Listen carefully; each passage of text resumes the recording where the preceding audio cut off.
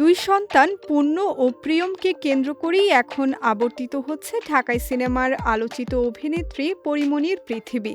মাঝে মাঝেই তাদের সাথে কাটানো আনন্দঘন মুহূর্ত সামাজিক মাধ্যমে ভক্তদের সাথে ভাগ করে নেন তিনি।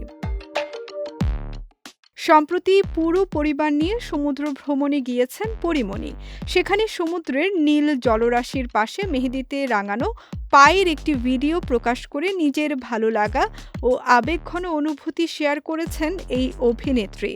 সন্তানদের নিয়ে এই বিশেষ সময়টুকু যে তিনি দারুণ উপভোগ করছেন তা তার ভিডিও এবং ক্যাপশনে স্পষ্ট ফুটে উঠেছে।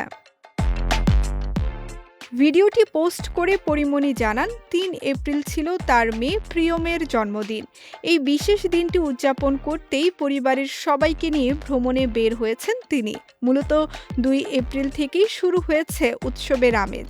পরীমনি আরও উল্লেখ করেন যে ভ্রমণের আনন্দ আর ব্যস্ততায় এতটাই মজে আছেন যে ভক্তদের জন্য ছবি বা ভিডিও শেয়ার করার পর্যাপ্ত সময় এখনও হাতে পাননি।